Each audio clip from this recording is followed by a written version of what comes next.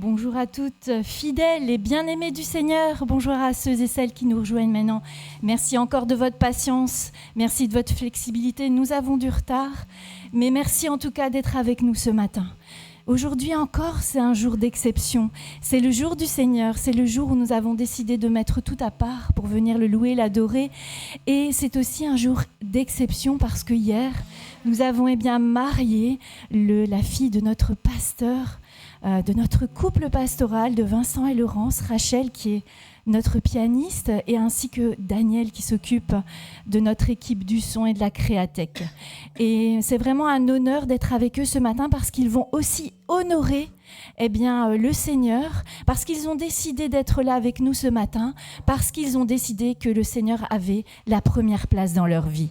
Beaucoup de personnes du monde décideraient, en étant jeunes mariés le lendemain, de prendre du repos, de prendre du temps ensemble. Mais ce matin, ils ont décidé d'être avec nous afin de louer et adorer notre Père Céleste.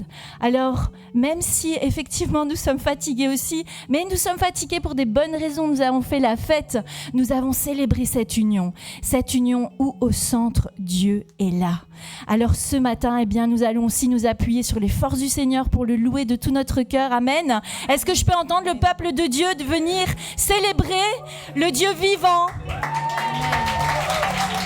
Oui. Est-ce que je peux entendre le peuple de Dieu dire que nous avons un Dieu grand? Amen. Amen. Alléluia. Alors nous allons le célébrer de tout notre cœur. Amen.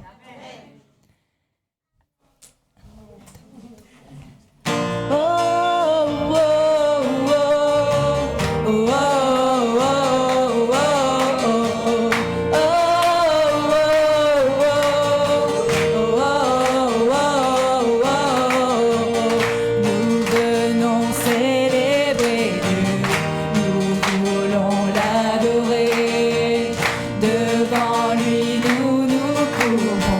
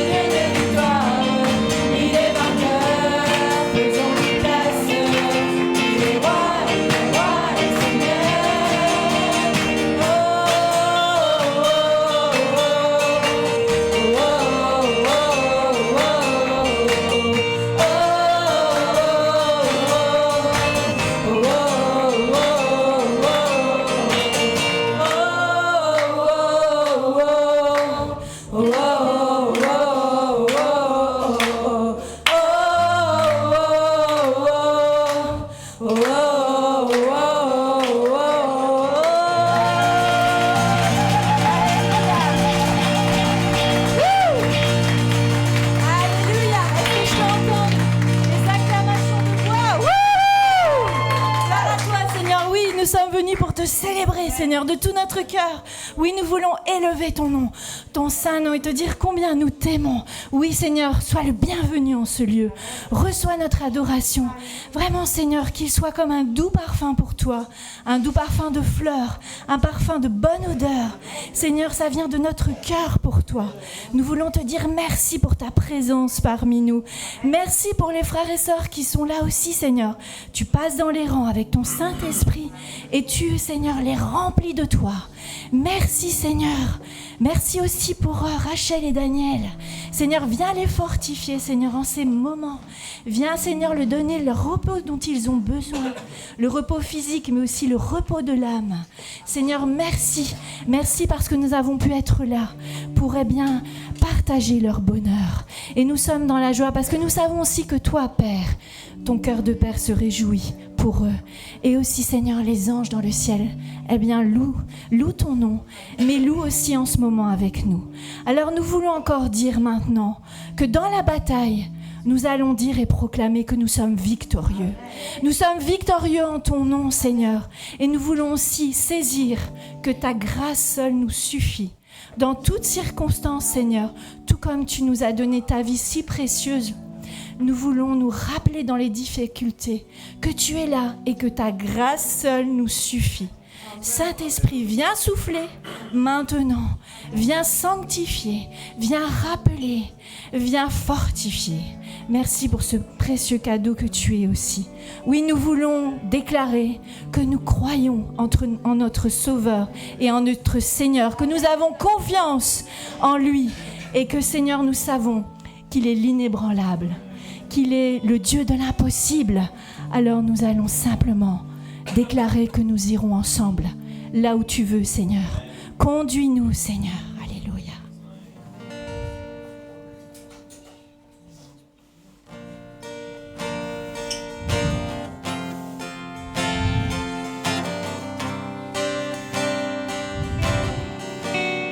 Excusez-moi.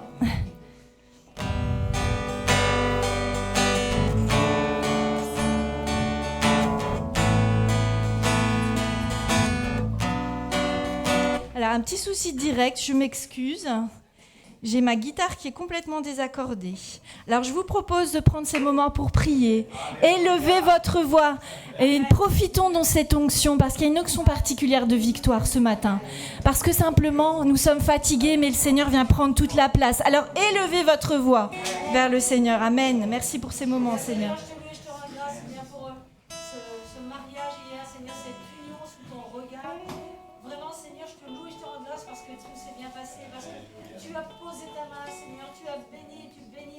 Et Seigneur, je te demande de nous bénir chacun ce matin, de nous fortifier dans ta grâce et dans ton amour. Seigneur, je te loue et je t'engage parce que tu es un papa, tu es un père, Seigneur, tu es celui qui nous protège, celui qui prend soin de nous chaque jour. Seigneur, toi, tu ne veilles ni tu dors, mais tu regardes sur chacun de nous, Seigneur, et tu nous prends dans tes bras d'amour. Alors pour ça, je veux te dire merci, papa. Louange à toi, Père éternel, Dieu créateur du ciel et de la terre. Dieu d'Abraham, d'Isaac et de Jacob. Alléluia. Tu es celui, tu es notre Père, notre Dieu, le Tout-Puissant El Shaddai.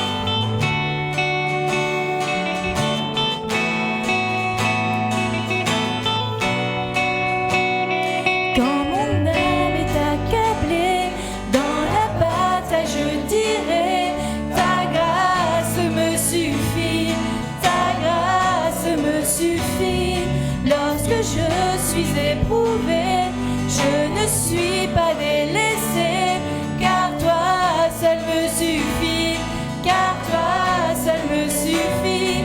En Dieu nous croyons, confiants en son nom. Je sais que Dieu est inébranlable, Dieu est avec nous au-dessus de tout. Je sais que Dieu est inébranlable.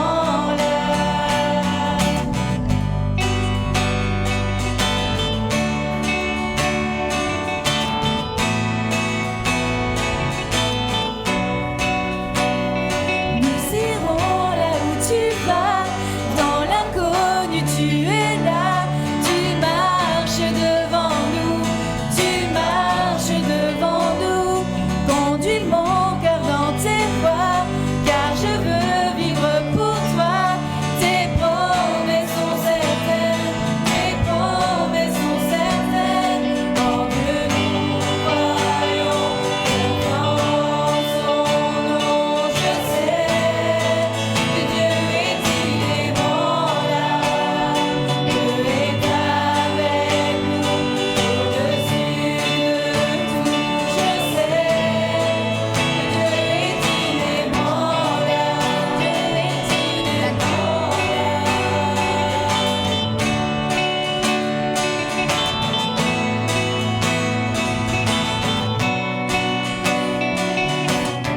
Cette œuvre commencée en nous, tu complètes par ton amour.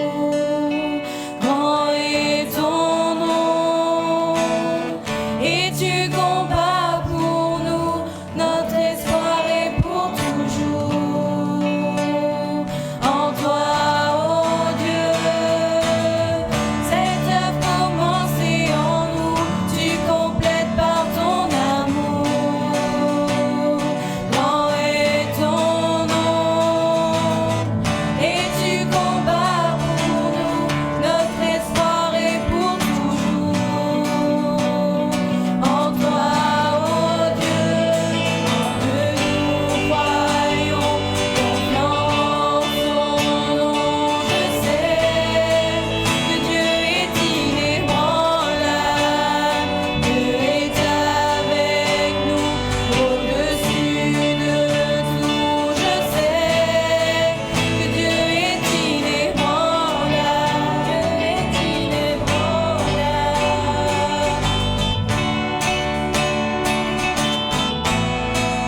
Dieu est inébranlable. Dieu est inébranlable.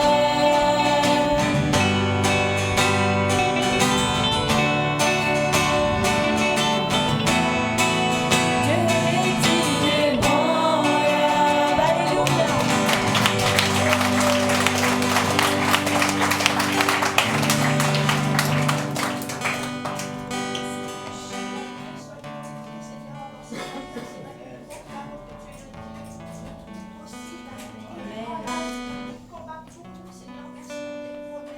Merci pour ton amour, Seigneur. Merci pour notre adoration ce matin. Je te prie, meilleur en nous, Seigneur, parce que tu es digne de louange et d'adoration. Merci parce que dans ta sainte présence, Seigneur, c'est vrai que nous sommes restaurés. Merci de passer dans les rangs, de passer celui qui est affligé, Seigneur. Merci de poser un mot de consolation, Seigneur. Sur ceux qui ont besoin de guérison dans le corps, dans l'âme, dans l'esprit. Béni soit ton Saint et merveilleux, Seigneur, Yeshua. Amen. Amen.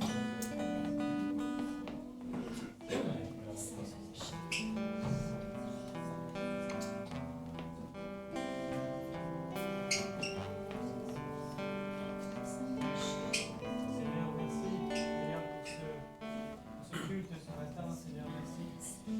Seigneur, nous venons, Seigneur, le cœur parfois chargé, Seigneur, le cœur vraiment rempli de tristesse, d'angoisse, de stress. Seigneur, merci de déposer, Seigneur, vraiment ton Saint-Esprit. Amen. Seigneur, vraiment, Seigneur, que tu puisses descendre dans les rangs. Que Seigneur, tu puisses venir changer la vie, Seigneur, de la personne qui en a besoin, Seigneur.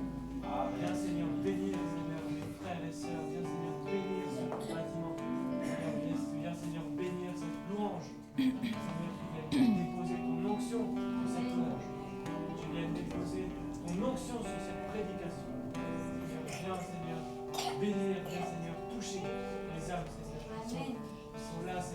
besoin de toi. Seigneur, merci pour ta grandeur. Merci pour ta puissance. Merci pour ton sacrifice. Seigneur, parce que grâce à toi, Seigneur, nous pouvons, Seigneur, avoir cette communion, cette relation avec toi. Seigneur, merci. Merci pour nos vies. Merci pour ce souffle de vie. Merci, Seigneur, pour notre couple. Merci pour cette bénédiction, Seigneur, pour ces alliances, Seigneur, pour ces moments que nous avons passés hier, Seigneur. Merci pour tous ces bons moments. Merci de nous avoir rassemblés, Seigneur. Et merci, Seigneur, de déposer vraiment, Seigneur, ta gloire, ta bénédiction pour cette journée, Seigneur. Merci, Père, pour mes frères et sœurs. Merci, Seigneur, pour que nous puissions, Seigneur, vraiment avoir le cœur ouvert ce matin. Que nous puissions nous laisser aller. Que nous puissions laisser nos soucis derrière nous. Que nous puissions, Seigneur, vraiment plier le genou, fermer les yeux et vraiment te rechercher. Que nous puissions te rechercher vraiment. Merci, Seigneur. Merci, Jésus. Quand il descend, oui, tout s'arrête. Il y a transfert entre ciel et terre. Quand il descend, l'atmosphère change. Il y a transfert entre ciel et terre. Quand il descend, oui, tout s'arrête. Il y a transfert entre ciel et terre. Quand il descend, l'atmosphère change. Il y a transfert entre ciel et terre. Quand il descend, oui, tout s'arrête. Il y a transfert entre ciel et terre. Quand il descend, l'atmosphère change. Il y a transfert.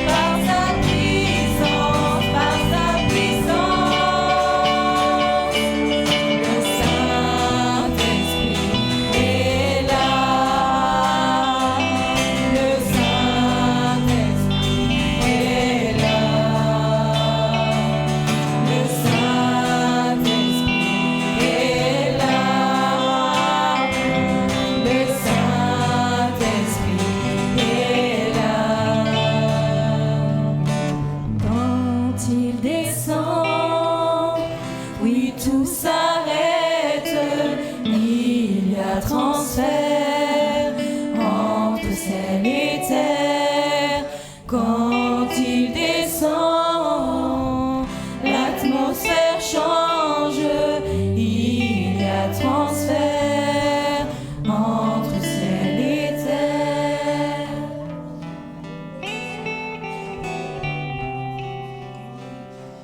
Je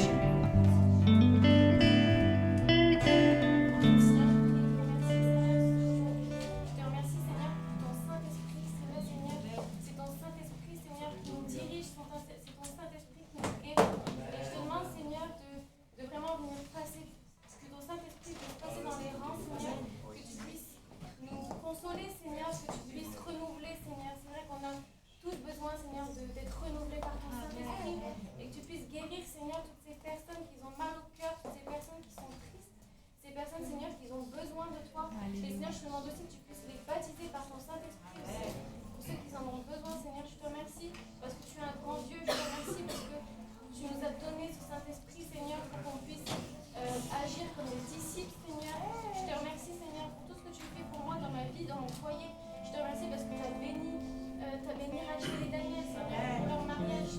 Je te remercie, Seigneur, parce que je sais qu'ils vont avoir une grande famille, Seigneur. Amen. Tu les as vraiment bénis, Seigneur. Je te demande vraiment de bénir toutes ces personnes, Seigneur, de venir renouveler, de venir consoler, Seigneur, les cœurs aujourd'hui.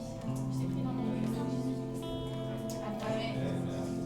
Seigneur, c'est vrai quelle joie pour une maman et pour un papa de voir bien son enfant marié avec quelqu'un de la même foi. Amen. Je te remercie pour avoir, Seigneur, mis Daniel sur la route de ma fille. Je te remercie, Seigneur, parce que je sais qu'ils sont bienveillants et qu'ils prendront soin d'eux. Seigneur, je te remercie parce que c'est vrai, Seigneur, quand il y a cette alliance où deux cœurs se rencontrent et qui partagent la même foi, le même cœur uni en toi. Je sais que tu vas les façonner, Seigneur, et que tu vas les faire grandir afin Seigneur, qu'ils rentrent encore plus loin dans le ministère. Et qu'à leur tour, Seigneur, ils puissent des vases remplis pour eux, donner autour d'eux, Seigneur, afin que d'autres vases se remplissent et que les cœurs soient touchés et soient venus au salut. Amen. Alors, Seigneur, merci. Parce que c'est vrai que ta parole dit de ne pas faire d'alliage disparate. Parce que quand on fait un alliage disparate, on ne peut pas rentrer dans ce que tu veux pour nous. Dans ce que tu veux, dans le ministère que tu veux. Alors, Seigneur, je te remercie pour ce couple. Et je demande de le bénir et de le bénir encore. Que rien des personnes ne puisse faire quoi que ce soit pour toi. Mais je sais que rien ne peut être contre contre eux. Amen. Là où tu veux les portes, personne ne les ouvrira. Et que là où tu les fermes, personne ne les ouvrira. Oh Seigneur, toute arme forgée contre nous n'aura aucun effet. Amen. Seigneur, tu les fortifies, tu les renouvelles. Et je sais que tu prends soin d'eux tout au long de leur vie, que tu prendras soin de leurs enfants. Alors bénis-les, remplis-les de toi encore. Fortifie-les au nom puissant de Jésus-Christ. Mais je te dis un grand merci, papa, d'avoir pris soin de sur cette route où a marché ma fille, d'avoir pris soin d'y mettre bien son place, comme elle l'appelle, et de l'avoir mis sur sa route. Alors je te loue et je te rends grâce au nom de Jésus-Christ. Amen.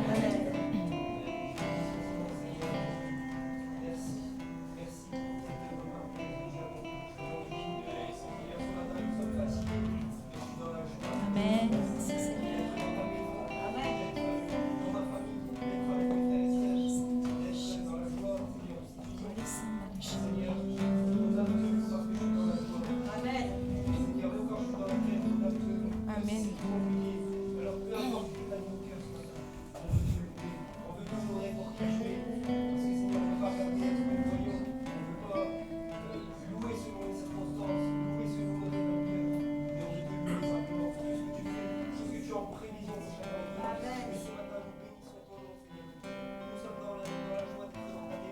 Amen. Alléluia.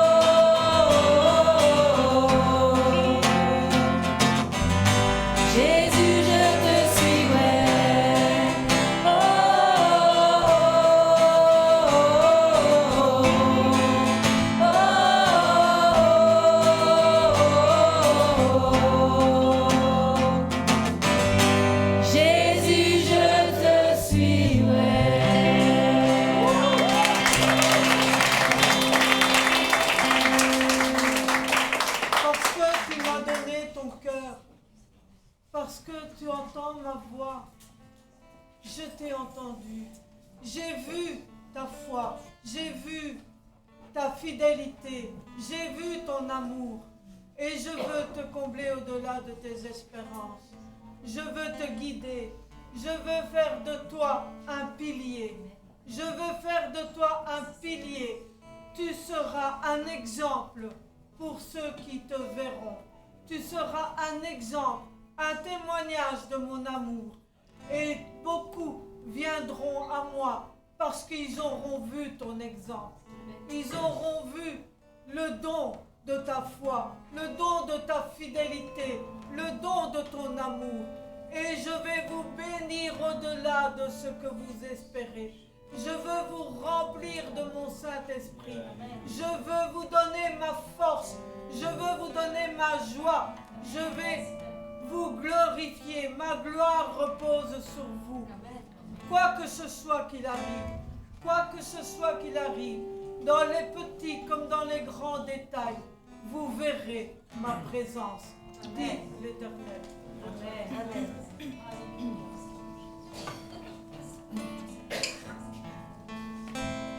C'est si bon de louer son nom. Amen. Oui, Seigneur, c'est si bon de louer ton nom.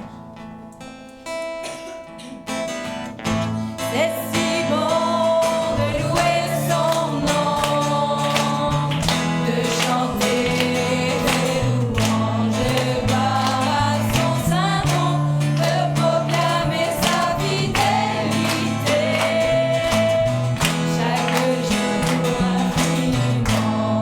C'est si bon.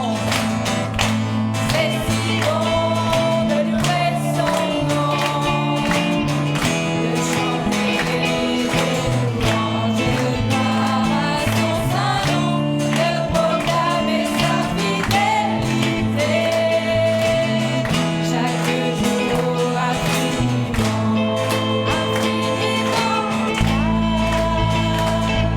La la la la la, la la la la.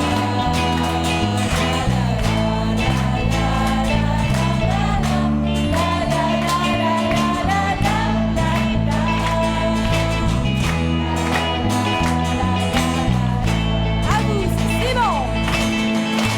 C'est si bon de louer son nom. La la la la, gloire à son saint nom, de proclamer sa fidélité. Encore une fois.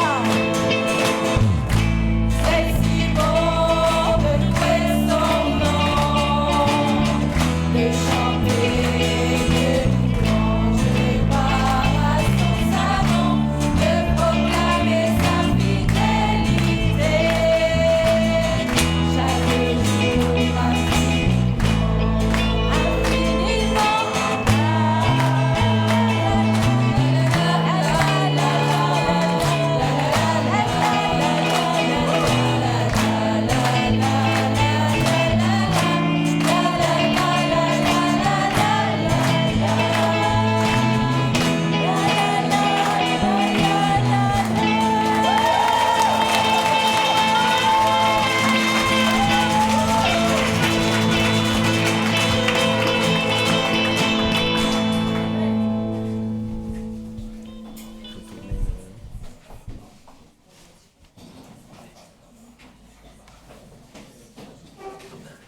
Merci au groupe de louanges de nous avoir amenés dans la louange, cas de dire, et l'adoration. Merci à vous.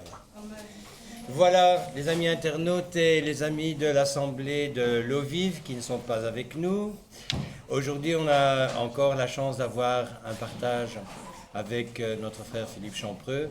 Mais avant de lui laisser la parole, on va laisser la parole à Daniel et à Rachel, qui se sont mariés hier.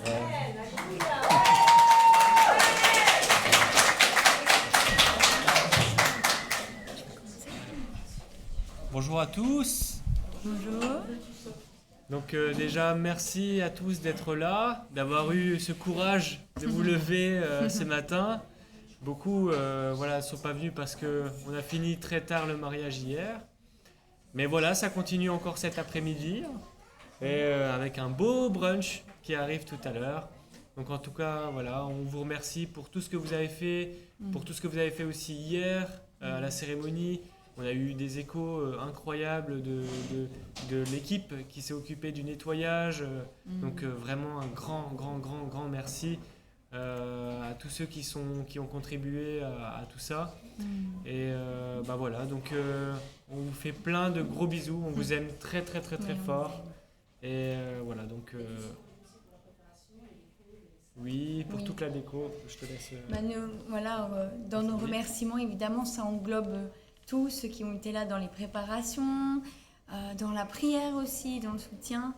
Et on est très reconnaissants, on est bénis à travers vous aussi. Et vous êtes notre famille.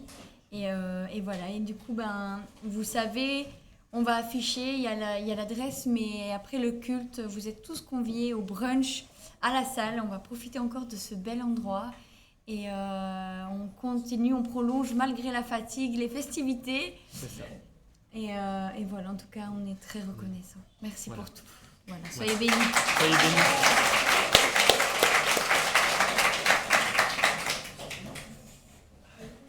C'est vrai qu'on est tous un peu fatigués, mais ça va aller.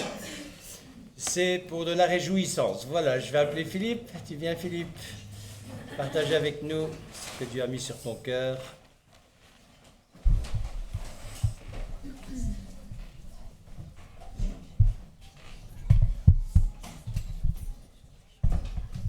Voilà, bonjour à tous. Amis internautes, vous avez tous compris, ils dorment presque tous. En tout cas, ils ont pour la plupart des petits yeux. Gloire à Dieu, c'est un jour effectivement particulier pour cette union qui a eu lieu. Et vraiment, Daniel, Rachel, je vous remercie de m'avoir demandé, enfin je ne sais pas si je dois vous remercier en fait, d'apporter la parole dans un cas si particulier. Rachel a remercié ceux qui ont prié pour la préparation, les mêmes qui avaient prié pour la préparation. Continuez à prier pour la suite. Parce que c'est une aventure qui les attend quand même. C'est pas l'apothéose n'est pas ce jour. Il y a tout un projet de Dieu pour eux. Il y a tout un avenir, une espérance que Dieu a mise en place pour tous les deux. Et je suis convaincu que Dieu veut se servir de ce couple. C'est un petit peu ce que nous allons voir ce matin, que le mariage n'est pas un aboutissement, bien au contraire. Si ma tablette veut bien s'ouvrir, on va commencer. Et voilà. Donc un jour des plus importants pour votre vie. C'est un jour qui a été tant attendu, mais c'est aussi un jour qui va servir de charnière pour le plan que Dieu a pour chacune de vos vies. C'est un jour, c'est un clivage, c'est un jour important, et vous allez vous en apercevoir dans les jours à venir. Toi, Daniel, je pense que ce matin, tu as déjà vécu une chose que tu vas entendre souvent, puis, vu le retard, c'est « Attends-moi 5 minutes, j'en ai pour un quart d'heure ». Voilà, il a commencé à le vivre déjà ce matin.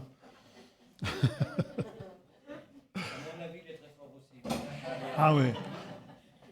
Frères et sœurs, priez pour la patience de Daniel. Gloire à Dieu. Donc, comme je disais, le mariage, c'est un moment charnière de la vie. Pourquoi ? Parce que le Seigneur veut se servir de chacun d'entre nous.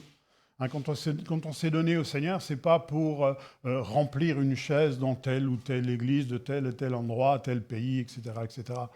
Mais parce que le Seigneur a des projets sur chacune de nos vies, des projets de service, parce que c'est sur ce chemin, justement, de service que l'on va s'épanouir, que l'on va grandir en Dieu, comprendre des choses de la vie, comprendre des choses sur nous-mêmes. Donc ça, c'est le projet de Dieu individuellement pour chacun. Mais le projet de Dieu aussi, c'est que nous rencontrions la personne qui va faire en fait que, à ce moment-là et à partir de ce moment-là, on va se sentir complet. On va se sentir complet parce que Dieu a prévu que l'homme et la femme s'unissent par ce lien qu'on appelle le mariage, tout comme Dieu a prévu quelque chose pour ce monde qui est aussi un mariage, c'est-à-dire la rencontre de l'époux, Christ, avec son épouse. épouse qui est constituée à la fois du peuple d'Israël, qui détient les promesses de l'ancienne alliance, et l'Église qui détient les promesses de la nouvelle alliance. L'ensemble forme l'époux, et le Seigneur dit, eh bien, quand ils se rencontreront, je me rencontrerai avec l'épouse, il y aura un mariage. Et on attend tous impatiemment ce jour où nous serons dans la présence du Seigneur, et puis vivre ce moment de mariage. Les fêtes que l'on voit dans la parole de Dieu souvent duraient 7, voire même 8 jours. Là, au bout du 2e, on a tous les yeux. Imaginez un petit peu 7 jours de fête, 7 jours à vous coucher à 4 heures du matin, vous vous levez à 7. Ça va être dur, hein? Mais avec le Seigneur, ça sera possible. L'aboutissement du plan de Dieu, c'est aussi le mariage entre Christ et son épouse. C'est ce que Dieu a prévu. Parce qu'il y a une parole qui est très importante dans la Bible, c'est « Il n'est pas bon que l'homme soit seul ».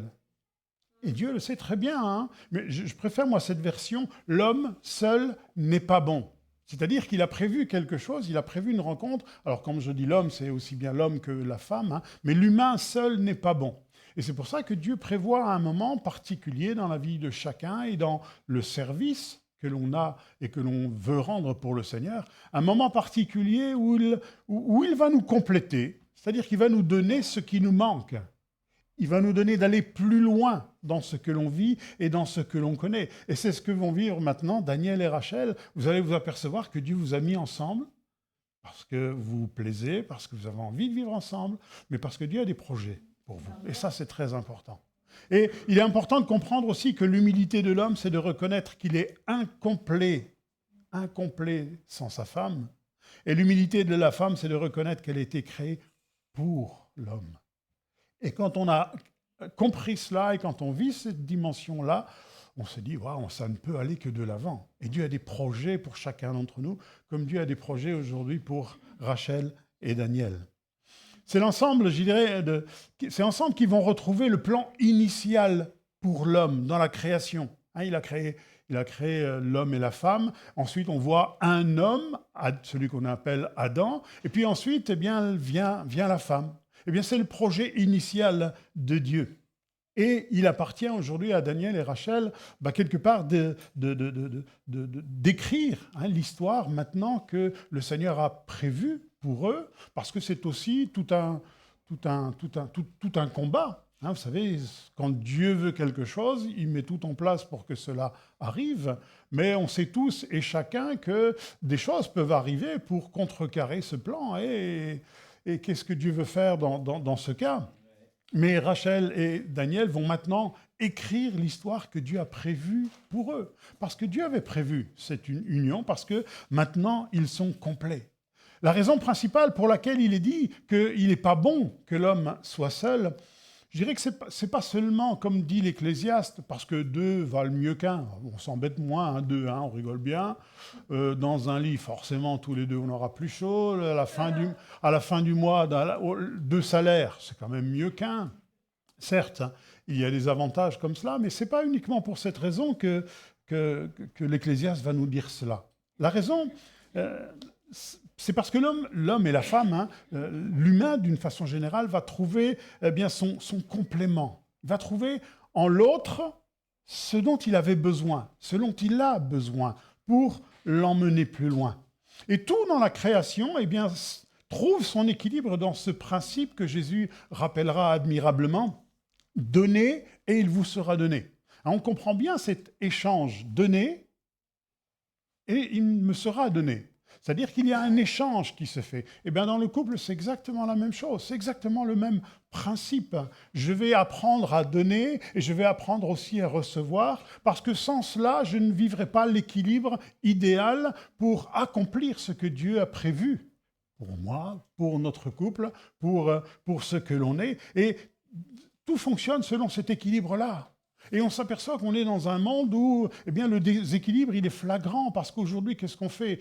On cherche à avoir tous les avantages. On réclame nos droits auprès de la société, auprès de la sécurité sociale, auprès du gouvernement, etc. On réclame beaucoup nos droits et on oublie souvent de donner. Pourtant, ce que je vais recevoir est en fonction aussi de ce que je vais donner. Parce qu'il y a un équilibre, parce qu'il y aura quelque chose de plus donné et il vous sera donné. Du règne animal au règne végétal, toute la création est soumise à ce principe d'équilibre. Être seul nous prive justement de cet impératif, de ce besoin d'être équilibré dans sa vie. On a tous eu des périodes où on se sent seul, où on a vécu seul, où on se sent seul des fois, et on se dit, mais il me manque quelque chose à ce moment-là. Il me manque quelque chose. Être seul nous prive justement de ce bon équilibre. Et bien des mariages seraient épargnés du divorce s'ils avaient compris qu'ils ont besoin de recevoir de l'autre, et ils ont besoin aussi de donner à l'autre. Il va y avoir un échange comme cela. Mais quand on regarde plus que ces petits besoins, ces petits problèmes, qu'est-ce qu'on dit? L'autre, il m'apporte plus ce dont j'ai besoin. Mais est-ce que toi, tu apportes ce dont l'autre a besoin? Et je crois que bien des mariages seraient épargnés du divorce si on comprenait ce principe. Vous savez, dans la société, un homme qui commet une infraction envers la société, qu'est-ce qu'on fait en général? Bon, si c'est une grosse infraction, on le met en prison. Et cet emprisonnement, cet isolement, il est terrible. Pas seulement parce qu'il est la privation d'une liberté. Ça doit être quelque chose quand même de passer X temps, X années entre quatre murs et puis pas pouvoir sortir dehors. C'est quelque chose déjà de terrible. Mais pas seulement cela. C'est aussi le priver une personne, eh bien justement, de donner et de recevoir. Si vous discutez avec des prisonniers, par exemple, ils vous diront le pire que je vis, c'est pas d'être en prison, c'est pas d'être en privé de ma liberté, c'est d'être privé de mes enfants à qui je pourrais donner de l'amour ou de ma femme, et puis recevoir aussi. L'emprisonnement, c'est cela. Être seul, c'est cela. C'est être privé de donner. C'est d'être privé aussi de recevoir. Et le mariage, eh bien, il est beau pour cela. Dans la vision de Dieu, il est beau pour cela, parce que quand je vais donner et quand je vais recevoir, ça va me permettre d'aller plus loin. Seul, j'aime bien cette expression, seul, on va plus vite. Si on a un projet, je suis tout seul, je vais aller plus vite. Mais à deux, on va plus loin. Et c'est comme ça que le Seigneur a prévu les choses. Il a prévu qu'il y ait quelque part quelqu'un qui nous manque et qui va nous apporter ce dont nous avons besoin dans le but, justement, d'aller plus loin. Et le mariage est la parfaite illustration de cela, de cet échange qui va me permettre de trouver au travers de l'autre ce qui me manque, ce que je ne suis pas. Et ainsi, ensemble, on va pouvoir aller beaucoup plus loin. On se marie pour donner et pour recevoir parce qu'on attend de l'autre, parce qu'on a besoin de l'autre. Parce que sans cet équilibre, on l'a dit, il manque quelque chose. Et il y a un texte que j'ai trouvé dans la parole de Dieu que je trouve vraiment très parlant. Je vous invite à le lire dans Deutéronome 20 et versets 1 et 9. Il semblerait que ce passage parle d'autre chose. Oui, il parle de faits particuliers, mais on va voir qu'il y a ce principe que l'on retrouve. Donc Deutéronome, chapitre 20, verset 1. Lorsque tu iras à la guerre contre tes ennemis et que tu verras des chevaux et des chars et des peuples plus nombreux que toi, tu ne les craindras point, car l'Éternel, ton Dieu, qui t'a fait monter du pays d'Égypte, est avec toi. À l'approche du combat, le sacrificateur s'avancera, tu parleras au peuple, et il leur dira, « Écoute Israël, vous allez aujourd'hui livrer bataille à vos ennemis. Que votre cœur ne se trouble point, soyez sans crainte, et ne vous effrayez pas, et ne vous épouvantez pas devant eux, car l'Éternel, votre Dieu, marche avec vous pour combattre vos ennemis et vous sauver. » Il nous a dit ceci qui est très important. Je retrouve le verset précis. Et comme d'habitude, j'ai noté encore une mauvaise référence. Je vais retrouver. C'est le passage qui parle justement d'aller à la guerre et qui dit, mais par exemple, au milieu de toi, s'il se trouve une personne qui a construit une maison, qui vient de finir sa maison, surtout ne l'envoie pas à la guerre. Et on se dit, mais pourquoi? Bien, parce qu'il est question ici de personnes qui sont exemptées d'aller à la guerre, exemptées du service militaire aussi, on va dire. Parce que s'ils meurent, s'il vient arriver à quelque chose pendant cette guerre, ils auront été privés de la chose la plus importante de leur vie. De la chose la plus importante. Et il est question de celui donc qui a construit une maison, c'est au verset 5. Les officiants parleront ensuite au peuple et diront « Qui est-ce qui a bâti une maison neuve et qui ne s'est point encore établie? Qu'il s'en aille et retourne chez lui. » Effectivement, lorsque on se construit une maison, imaginez qu'on construise une maison, ou bien si on ne sait pas la construire, on travaille pour avoir l'argent pour construire la maison. Eh bien, imaginons que la maison est finie et le lendemain, zut, je dois aller au service militaire ou je dois aller à la guerre. Il y a une guerre donc et je dois y aller. Et imaginons qu'il arrive le pire, c'est-à-dire que cette personne meurt. Eh bien, Dieu dit non, c'est pas possible, on peut pas faire cela parce que c'est quelque chose d'injuste. Parce cette personne n'aura pas connu ce qui va contribuer à son équilibre. C'est-à-dire qu'il a beaucoup donné. En fabriquant, en construisant cette maison, ou alors il a beaucoup travaillé pour avoir l'argent et payer cette maison. Ça ne serait pas juste que la maison soit finie et qu'il meure au combat. Alors Dieu dit, cet homme qui n'aille pas à la guerre. Parce que, il y a un échange. On fait des choses et on reçoit des choses. Dieu est le souverain de ce principe d'équilibre. Et Dieu veille que dans nos vies, il y ait toujours ce principe d'équilibre. Donner, et Dieu dit, il vous sera donné. C'est mon travail à moi de vous redonner ce que vous avez donné. Parce que c'est un principe d'équilibre pour l'homme. Il parle encore de celui qui a une vigne. Verset 6. Qui est-ce qui a planté une vigne et n'en est point encore joui? Qu'il s'en aille et retourne chez lui de peur qu'il ne meure dans la bataille et qu'un autre en jouisse. Si j'ai planté une vigne et au jour où la vigne commence à donner, Dieu dit non, c'est injuste de l'envoyer au combat, parce que s'il meurt, il n'aura pas profité du fruit, encore une fois, de son travail. Alors, regardez, les paysans, ils sont très attachés à leur terre. Pas simplement parce que ça leur donne l'argent qu'ils ont nécessaire pour vivre, non, mais il y a un échange. Il y a un échange, il y a un travail, il y a un effort qui fournit, et la terre, en échange, donne ce dont l'homme a besoin. Et on est invité, dans la parole de Dieu, à conserver l'héritage de nos pères, l'héritage de nos terres. On comprend mieux un Naboth, devant lequel le roi lui dit « Donne-moi ta vigne ». Non, je ne peux pas te la donner. Je ne peux pas. C'est là où mes parents, ou mon père, ou mon grand-père, s'est donné et puis a reçu. Et c'est là où moi aussi je me suis donné et j'ai reçu. Je ne peux pas te donner cet héritage. Il y a un attachement. Et Dieu dit, c'est pas logique, c'est pas normal. C'est pas normal que si je fais cela, si je plante une vigne, que j'aille au combat et que je meurs, il y a quelque chose qui n'est pas logique, qui n'est pas bon, parce qu'il a besoin de recevoir. Il est question également de ceux qui vont se marier. Imaginons que tu partes à la guerre demain, Daniel. Pas marrant, hein? Et Dieu dit non, s'il vient de se marier, c'est pas logique qu'il parte non plus. Parce que si le pire arrive, l'un et l'autre n'auront pas eu l'occasion de se donner et l'occasion de recevoir. Et Dieu est garde de ce principe-là. Il est gardien de ce principe-là. Et c'est l'engagement que Dieu prend dans la vie de chacun d'entre nous. Donnez et il vous sera donné. Vous savez, dans le monde, il y a des principes auxquels Dieu tient particulièrement.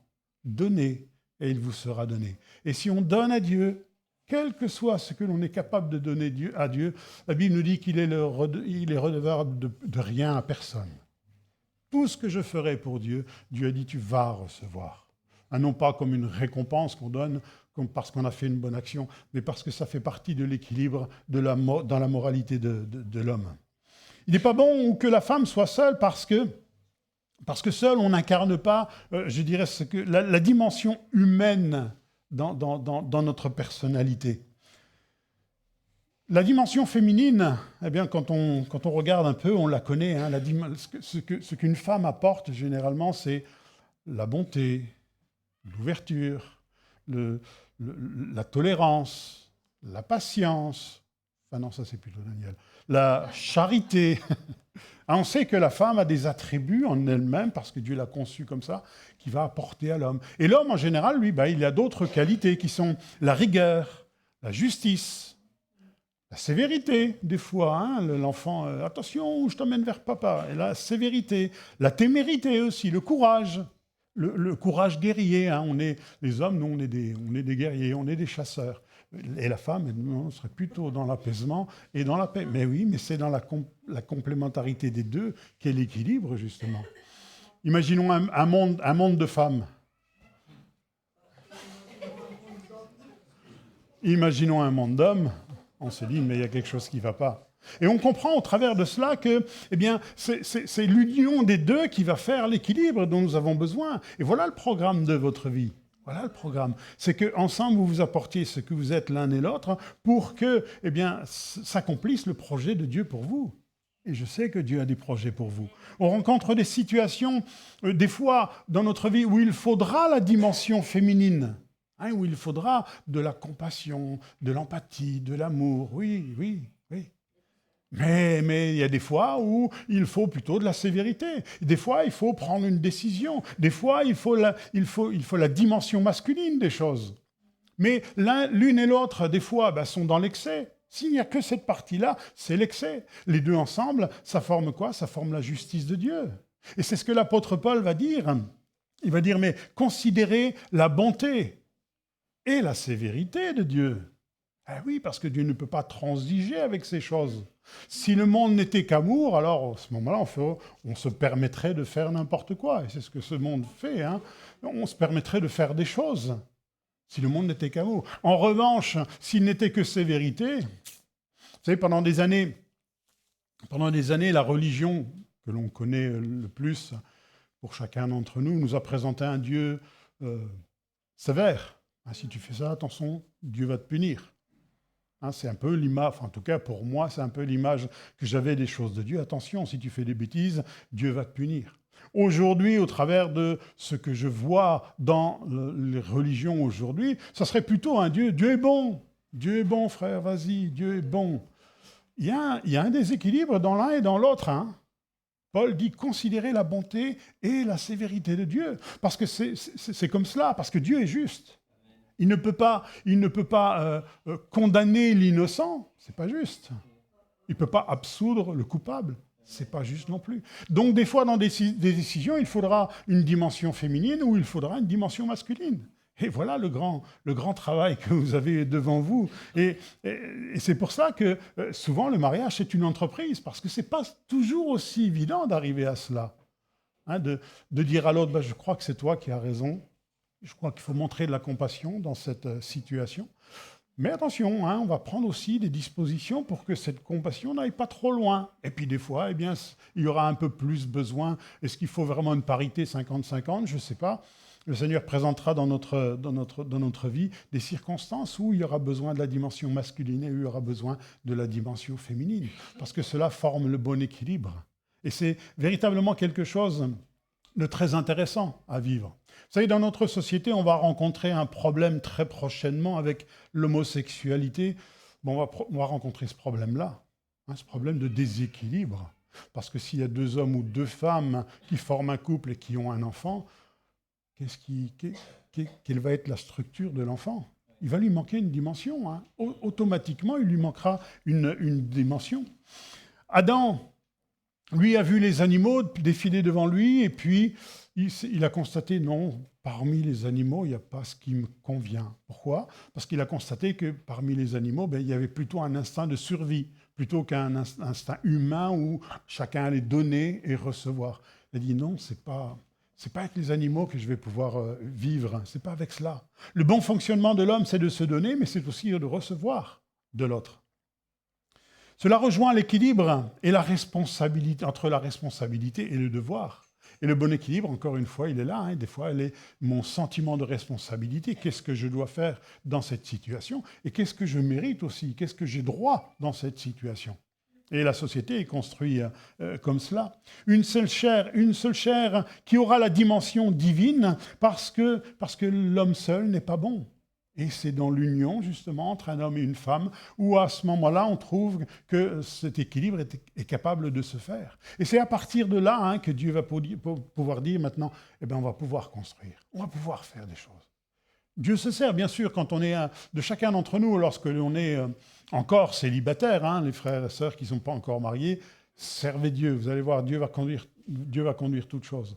Mais c'est quand on est complet qu'on se dit, que Dieu se dit, maintenant, voilà, ça c'est un nouveau départ. Et c'est pour ça que je vous dis que ce jour est vraiment particulier, parce que vous allez vraiment rentrer dans une dimension avec le Seigneur où il va se servir de vous, et vous allez voir des chemins s'ouvrir devant vous qui ne s'ouvraient pas avant. Pourquoi ? Parce qu'il vous manquait la dimension soit féminine, soit masculine. Et c'est ça qui est intéressant de vivre avec le Seigneur. Parce que maintenant, il y a une fusion d'âmes. Et ils ne feront plus qu'une seule chair. Ils ne feront plus qu'une seule chair. Ce principe de faire plus qu'une seule chair, ce n'est pas simplement dans l'accouplement de l'homme et la femme, ce n'est pas simplement cela. Vous savez, quand Dieu va visiter Adam et Ève dans le jardin d'Éden et qu'ils ont mangé le fruit défendu, il va s'adresser à Adam et il va lui dire « Mais pourquoi tu as fait cela ? Pourquoi tu as mangé ce fruit ?» Et Adam, on le connaît, « C'est pas moi, c'est la faute à elle. C'est elle qui m'a dit d'en manger. » Alors Dieu va aller vers la femme et lui dit « Mais pourquoi tu as mangé ce fruit ?» Et vous connaissez la réponse, elle va dire « Mais le serpent m'a séduite, le serpent m'a tentée et je l'ai mangé. » Et en hébreu, ce mot « séduite » ou « tentée », c'est « nasra ». Et « nasra », ça se traduit aussi par « épouser ». Le serpent m'a épousé. C'est-à-dire qu'elle a, dans la tentation que le serpent a mis en place pour qu'elle mange ce fruit, il y avait bien plus que « Ah, mange, tu verras, c'est bon », c'est bien plus qu'une tentation. Cela, c'est devenir encore une fois une seule chair. C'est pour ça que le péché est rentré dans Ève et dans Adam, qui a mangé aussi le fruit, et qu'on trouve à l'intérieur de nous eh bien, ce déséquilibre. Nasra, il m'a épousé, le serpent m'a épousé. C'est-à-dire qu'il y a une communion d'une seule chair là, à ce moment-là. Aujourd'hui, la grande difficulté des couples et le grand défi, c'est d'accepter que l'autre, qui n'est pas comme moi et qui n'aspire pas forcément aux mêmes choses, mais est là pour m'apporter ce dont j'ai besoin. Et c'est cela tout le défi du mariage. Et cela va devenir votre défi, le défi de votre couple, de vivre avec ça. Parce que ce n'est pas si facile que cela. Hein. Ce n'est pas toujours aussi évident que cela. Dans 1 Corinthiens 5, je crois, l'apôtre Paul va parler du mariage. Il va dire, c'est bien de se marier, c'est bon de se marier. Et puis il voit un petit peu quelques aspects du mariage, et il va dire une chose qui est très importante, chapitre 7, au verset 28, il va dire « Mais vous aurez des tribulations dans la chair, et j'aimerais bien vous les épargner. » Il sait très bien qu'il va y avoir des tribulations. Quelles sont ces tribulations ? C'est l'incompréhension de l'un par rapport à l'incompréhension de l'autre. Et c'est pour ça que ce n'est pas toujours facile d'être liés l'un à l'autre et comprendre qu'on fait une entité entière, une seule chair, pour trouver l'équilibre. Et Paul dit, j'aimerais bien vous épargner cela, mais ce n'est pas possible. Hein. Tous ceux qui sont mariés, on n'est jamais passé à côté des disputes. Hein, on a tous vécu cela. Et parce que moi j'ai raison, l'autre elle a raison aussi. Et le bon équilibre, ça sera quoi ? C'est vrai, je comprends que dans une situation, tu as aussi raison, mais moi aussi j'ai raison. Et ça fait plus qu'une seule chair.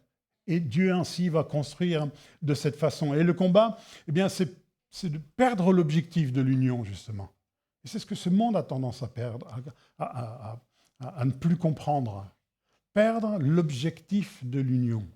On est ensemble, vous êtes ensemble, c'est pour vous compléter, c'est pour vous apporter quelque chose, parce que Dieu a un chemin devant vous, un chemin de service, et sans cet équilibre-là, ce chemin de service, il risque d'être je dirais, contrecarré par les plans du diable. Mais si vous comprenez que l'un et l'autre, vous avez besoin de vivre ensemble, de partager ensemble, vous allez voir, il y a des projets extraordinaires.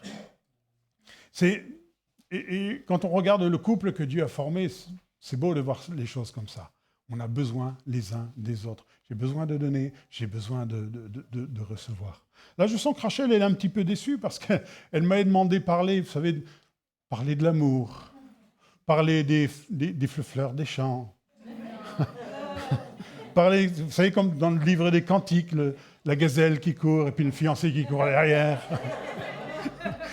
C'était un petit peu le but de sa demande, mais désolé, je ne sais pas parler de choses comme ça. Gloire à Dieu. Mais il est vrai que dans le mariage, il faut cette dimension de l'amour. Parce que sans cet amour, je passe à côté de quelque chose. L'amour, c'est quoi ? C'est le lien, c'est le ciment qui va unir ces deux choses. Et bien sûr que l'amour est très important. Bien sûr que quand que dans un couple, il n'y a plus d'amour, il n'y a plus que la séparation. Hein, et Dieu n'est pas contre cela. Il vaut mieux cela, finalement, que de mal finir. Hein. Bon, s'il n'y a plus cet amour entre vous, et c'est tout un programme pour chacun d'entre nous. Si je comprends et accepte qu'une vie de couple, c'est savoir donner à l'autre et recevoir de l'autre, et si j'accepte également que l'autre ne voit pas toujours les choses comme moi, mais on vivra des tribulations dans le couple.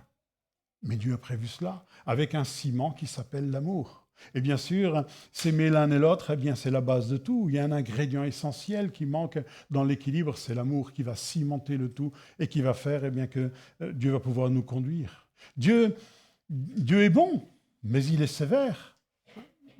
Et il est aussi amour. La raison pour laquelle Dieu a accompli la chose la plus incompréhensible pour l'homme, c'est-à-dire donner son propre fils pour qu'il soit sauvé, c'était motivé par l'amour. Dieu a tant aimé le monde. Il n'a pas dit, Dieu a dit, j'ai fait un truc, là, j'ai fait une création, j'ai créé un homme, une femme, ils sont complètement plantés, ils ont fait l'inverse de ce que je leur avais demandé. Je vais les rattraper quand même, on verra, on va essayer de faire quelque chose de mieux. Non, c'est par amour qu'il a donné. On sent bien que Dieu voulait rétablir l'équilibre qu'il avait créé à la base pour que l'homme et la femme deviennent le moyen de la gloire de Dieu. Et il a dit que pour qu'ils soient ensemble et restent ensemble, il y a une dimension qui est l'amour. Et c'est par amour que Dieu a tant aimé le monde qu'il a donné son Fils. Et c'est ça, quelque part, son épouse. Et c'est pour cela qu'il est dit qu'il n'y a pas de plus grand amour que de donner sa vie. Et il n'y a pas de plus grand que l'amour de Dieu parce qu'il a donné avant même que j'accepte, moi, de recevoir. Et ça, c'est une dimension de l'amour, souvent, que l'on doit vivre, également dans le couple. C'est peut-être la raison pour laquelle Dieu nous a créés. Il va dire, à un moment, vous êtes des dieux. Vous êtes des dieux. Ben oui, nous sommes des dieux. Nous sommes des dieux dans le sens où on a compris l'équilibre des choses, parce qu'on a reçu l'Esprit de Dieu, on a compris les choses, mais on comprend la motivation de cela, qui est l'amour. Et dans un couple, s'il n'y a pas cet amour, c'est là que ça commence à dérailler. Et c'est là qu'il faut, des fois, revenir à soi-même, peut-être même des fois revenir un petit peu seul, ou comme quelqu'un, vous savez, dans la Bible, lorsque quelqu'un avait fait une bêtise, il n'est pas question de prison dans la parole de Dieu. Il est question d'éloignement. Il est question de le mettre à l'écart. C'est ce qui se passe bien souvent. Mets-le à l'écart au désert, dans le but de lui faire comprendre la bêtise qu'il a faite, mais dans le but qu'il se retrouve tout seul et se dise « il me manque quelque chose. Il me manque mes frères et sœurs. Là. Il me manque tous ceux que j'aime, tous ceux qui partagent la même foi que moi. Il me manque quelque chose, je suis à l'écart. Et forcément, si je suis tout seul, je ne suis pas bon. » On voit en cela aussi toute une image de l'assemblée. Pourquoi Dieu nous assemble ? On pourrait très bien se dire « Avant, je ne croyais pas en Dieu. Aujourd'hui, je crois. Je peux rester chez moi. » Pourquoi Dieu nous assemble ? Pourquoi il y a des églises ? Pourquoi il y a tant d'églises ? Parce que c'est là qu'on va trouver son équilibre aussi. On va trouver les qualités de l'un, les qualités de l'autre, les qualités des sœurs qui amènent des choses d'humain dans l'église, la qualité des frères dans la direction. Et c'est ensemble que nous formons l'union de Dieu et que Dieu va pouvoir conduire pour des plans extraordinaires et merveilleux. C'est le projet de Dieu pour chacun d'entre nous. C'est la raison pour laquelle Dieu a dit « vous êtes des dieux », parce que si vous comprenez cela, alors vous avez tout compris le principe et la motivation de mon cœur. Et Rachel et Daniel, que votre union vraiment serve à rentrer dans les plans de Dieu. Et ça, je sais que ça va être un combat pour vous, ça va être parce que c'est pas si facile que cela. Savoir s'entendre, c'est pas aussi facile que cela, mais vous allez voir que Dieu a des projets extraordinaires. Mais bien souvent, même des projets, j'avais jamais imaginé ça, j'avais jamais pensé à cela.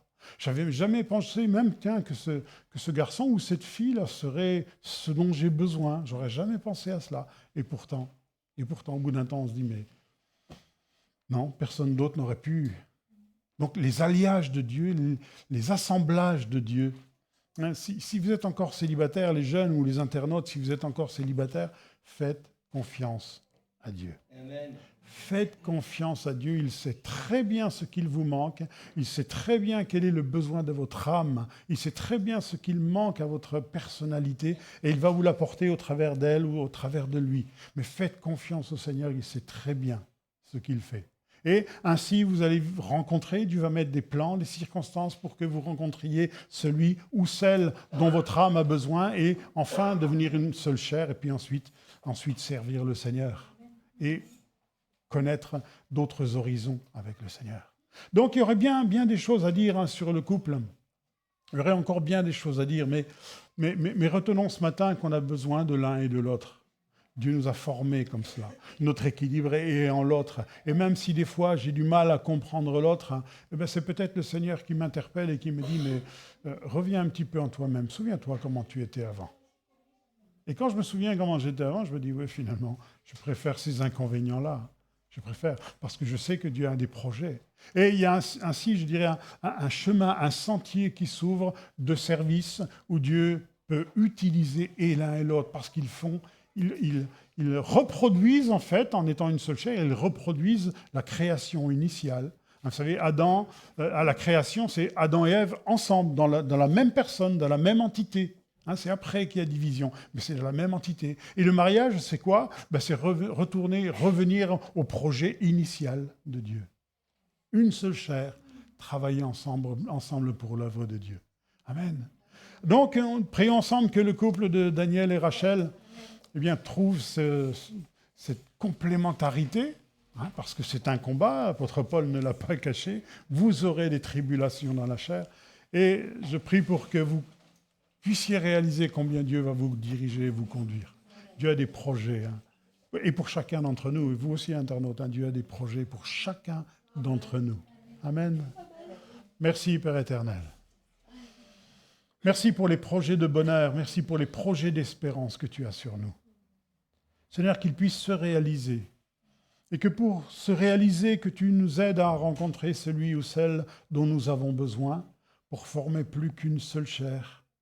Et qu'à partir de là, tu puisses nous conduire sur un chemin de service, avec toutes les qualités dont nous avons besoin, les qualités féminines, les qualités masculines dont nous avons besoin.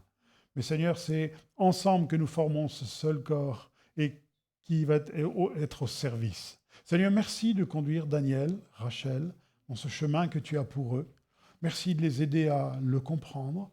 Merci de les aider à discerner des fois les situations où l'un aura plus raison que l'autre, mais qu'ensemble, ils se complètent et qu'ensemble, ils deviennent des serviteurs du Dieu vivant et entrent dans la joie du Maître. Amen. Gloire à Dieu.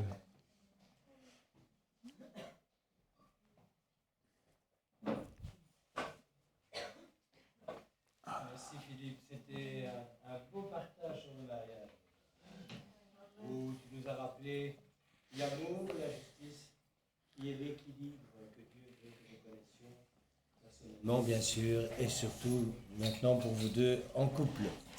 Voilà les amis internautes, il est temps pour nous de se quitter.